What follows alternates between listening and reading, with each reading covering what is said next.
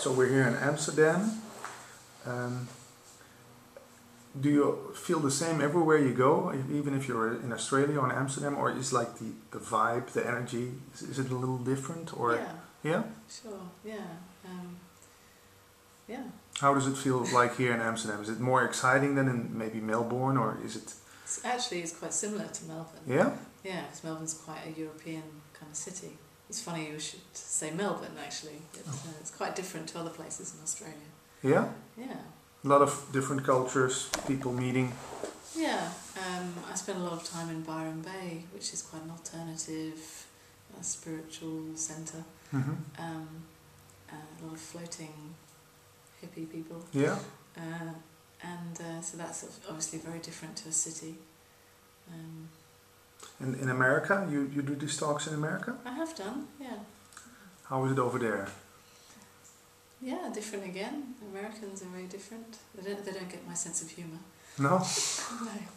They don't laugh at all?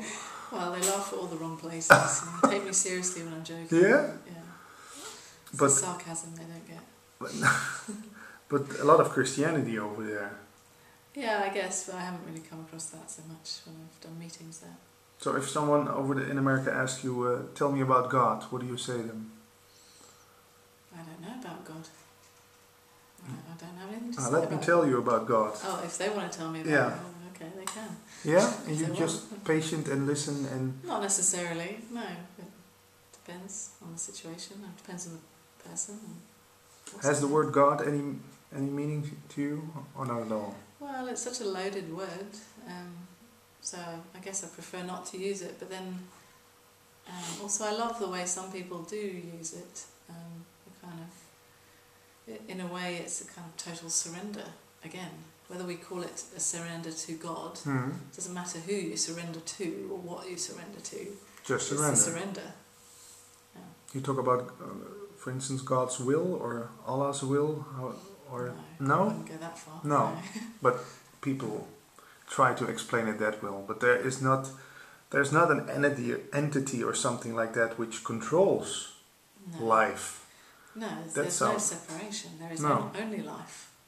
And life controls itself. There's no control. No. Well, I have no idea how it works. Yeah.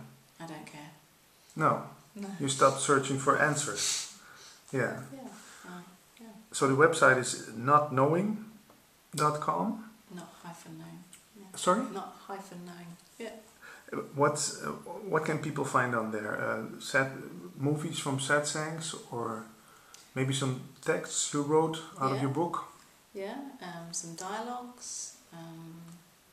They can buy my book, maybe soon my other book. Mm-hmm. Die to Love. Die to Love.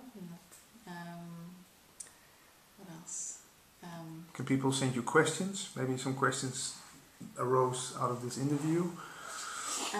They can email me on there, and sometimes you write back. Yeah. I'm wary of saying I'll write back to everybody, because it's a lot of work. A lot of emails, and also a lot of people are asking questions that I could just give them the kind of correct non-dual response, but that's not what I do. So I prefer people to actually come to the meetings, so that I can actually point beyond words. And do you do personal talks with people, one-on-one? Yeah, I do sometimes when I have time for that. Yeah. Yeah.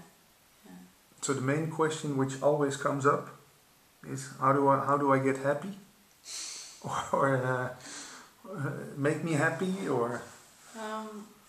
Yeah, that question does come up sometimes. Maybe not quite as directly as that. Mm-hmm. But yeah, that's the bottom line for a lot of people. They want just to be happy, and they don't want to ever feel uncomfortable or sad or angry or irritated.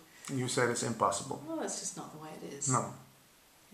Yeah, recently, a meeting that I just did on the weekend in Amsterdam, there was someone who's very ill and was clearly frustrated and upset with his situation, and was asking me for some advice or help. And there's absolutely nothing I can say. Don't accept it, or some people say that in spirituality. Say, accept the pain, accept this, accept that, even not that. No, I have nothing, no suggestion. no practice for him to try to accept, because No. that's just work and effort, and it's impossible. You can't always accept.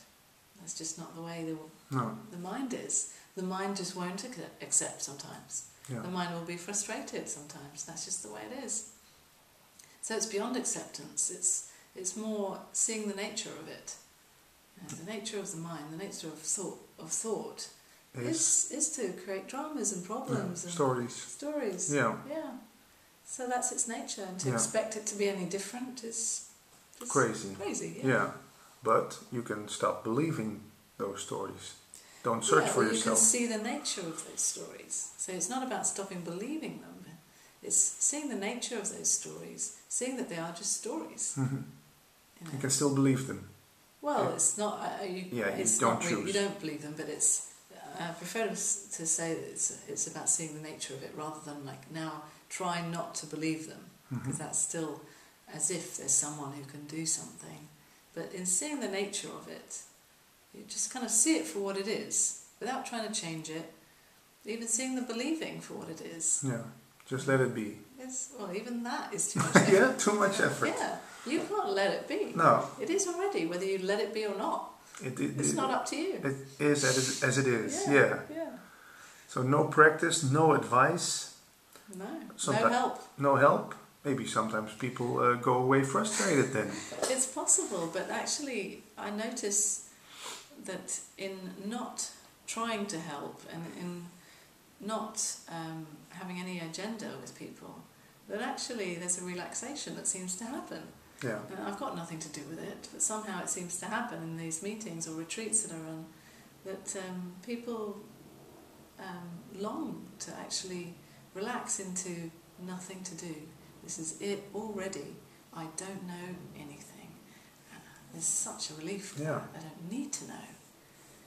And then Don't need any answers. don't need any No. answers. It's fine. Just chill out. Enjoy. Relax. Take a beer. Yeah. Yeah. So because you don't enforce the story when you try to help. If you try to help, maybe you enforce the story more. Reinforce it. Yeah. Yeah. No, I'm. Sometimes there's a time and a place to listen to a little bit of the story, because otherwise people feel like they don't get heard in a way, you know. But then I have no interest in reinforcing their story at all, No. or analysing their story, or trying to fix them in some way. It's really just undermining the whole thing. That's all I can do. Yeah. There's no other point. So at those meetings, surely something, you can't name it, but it happens. You call it relaxation. Yeah. Plunge into nothingness, I heard someone call it. Yeah, some kind of recognition, you could say. Recognising that you always are. Yeah. Recognising that this is just a game. The whole thing's just life playing a game, however we put it. It's just a joke. You know. And actually a lot of people already know that, or most people already know that. So it's often like a kind of, oh yeah, okay, yeah, I know that. Yeah, I forgot it. Yeah. I once knew it. That's what you mean. Oh, okay. Yeah. So often it's not a big deal. Some people have big experiences and all that, but a lot of people it's just, yeah. So no big spiritual experiences for you, like what's it called, samadhi or. I've had lots of spiritual experiences, but they're absolutely irrelevant. Yeah, that's nothing to do with this. Nothing to do with it. Yeah. Some people confuse this with being in samadhi all the time, or. Yeah, it's got nothing to do with that. If a spiritual, I wouldn't call it a spiritual experience, but you know, some kind of, some kind of amazing experience happens. So what? It's just like, you know, drinking this tea. It's just the same. As important, as valuable as this. Maybe not quite as valuable as tea, actually. Yeah, this is great tea. Okay, thank you very much. Thank you.